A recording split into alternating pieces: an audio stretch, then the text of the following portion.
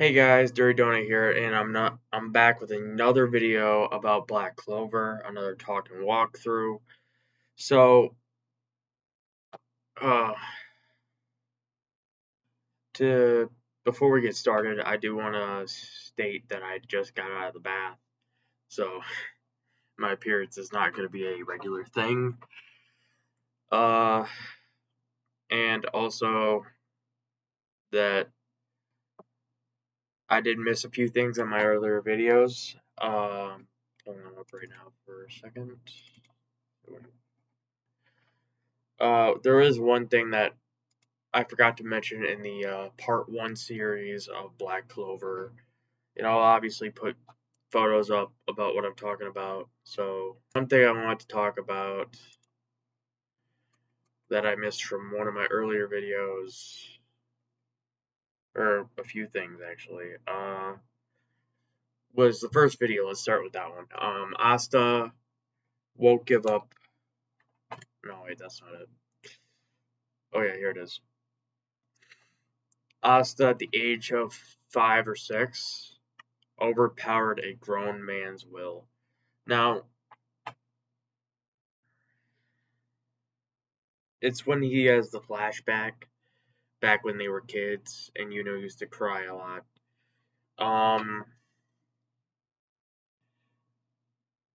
Now I did have to say this man is a piece of shit. Like, no matter how you slice it, he's just a piece of garbage. Like, there's just no way around it. But he attacks while is trying to deliver a letter to a neighboring village to try to get pot potatoes for Hodge Village. And this man attacks him.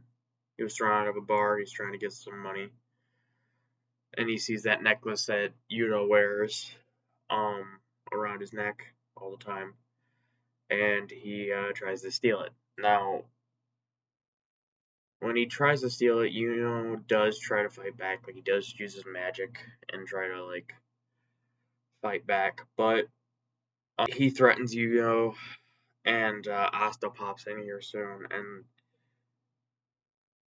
dude, I've never seen a child literally like the age of 4, 5, or 6, right? And he's literally has enough willpower to overpower a grown man. Like, you'll see it in the show where he's just scared as shit about what this little kid could do to him. Like, it's just a little weird.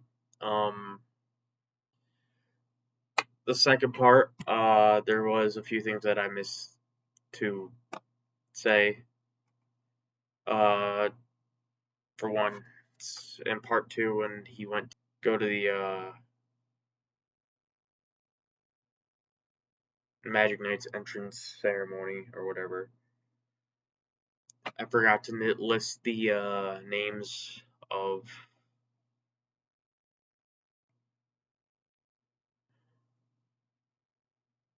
the squads. So I'm going to do that now so everybody completely understands. The Golden Dawn, the Black Bulls, the Coral Peacocks, the Green Praying Mantises, the Grey Deer, the Crimson Lions, the Silver Eagles, and there you go. And for everybody's reference, the Crimson Lions are leaded up by their captain Flagoleon Vermilion. He is a flame creation expert. The Silver Eagles are headed up by Nozel Silva of the Silver Eagles. He is Mercury magic. The Black Bulls is obviously Yami Sukihiro, and if you see my last 2 videos, you would know this, or if you've just seen the show. The Golden Dawn is William Vengeance, and the Coral Peacocks is Dorothy Unsworth. Her power is Dream Magic, while Golden Vengeance or the William Vengeance is World Tree Magic, and Yami Sukihiro's is Dark Magic. Green Praying Mantises, that's Jack the Ripper, or Captain Jack. His magic is Severing Magic. the Great Deer, Real Montier. His magic is paint magic or art magic or draw magic. I don't know what exactly. I'll put it up on the screen if I figure it out later on when I'm editing this. Oh yeah, and the purple orcas are leaded up by Galdor Poison at the moment.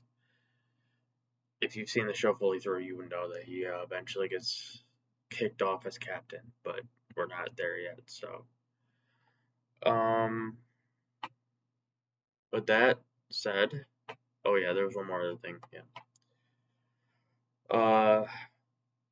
there's one more thing that I forgot to mention. There was magic's overuse. Now, when you usually see magic used, it's like limited to a certain degree. But in Black Clover, it's like they use it for everyday situations. So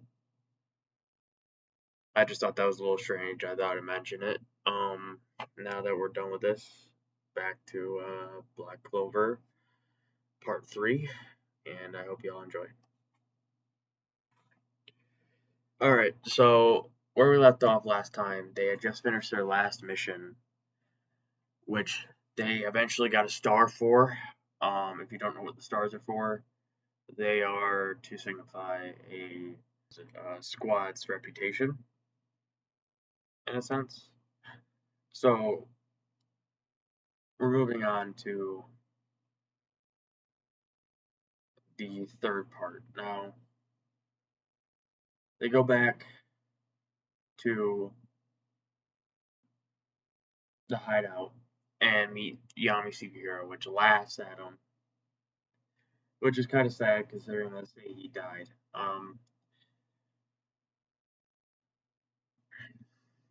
And then they laughed as well for laugh for the old guy, as Magna put it. It wasn't soon after this that Yuno's first mission came up to play, and this is where Salim or something like that. Salim, yeah, Salim. Salim comes into play. Now Salim asked Yuno to be his personal guard, or like asked the Golden Dawn, but specifically asked for Yuno. Uh, Unfortunately, it ended up being a major trap. Uh, Yuno and his team, now consisting of Klaus and Mimosa. Mimosa's power is plant creation magic, and Klaus's power is steel creation magic. So, for reference. Now, he meets up with Klaus and Mimosa, and they go on their first mission. Now, their first mission is to escort Salim to the Heart Kingdom. Now, if you don't know the details of Black Clover, there is 4 separate kingdoms: the Heart Kingdom, the Spade Kingdom, the Clover Kingdom, and the Diamond Kingdom. But there's something that I always found kind of crazy and fun, and it comes in when Yami kind of comes into play, but other than that, so if you know the show, you'll see that later on Yami explains that he's from the Land of the Sun. Now, if you know what the Land of the Sun is, it's pretty much an older way of saying Japan. So, like a really older way of saying Japan. Like, it is really old, but my point still stands. Like, they have Japan in there, but it's not like one of the main countries. Like it usually, like it is here. Like it would be like still a country. It's still on a map. But even in Black Clover, like they'll pull up a map and I'll show one up here. It's nowhere to be seen. So I just like how they subtly put in Japan parts, like Yami Sugihiro is Japanese and that he uses a katana. You know, and it's just kind of subtle how they do it, and I like that. So back onto it.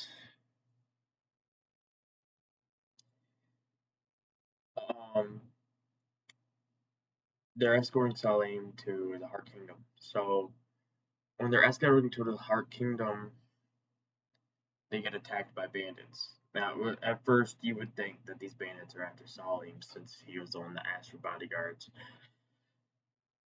But no, I mean, anyone with like 2 cents could figure out that these guys are after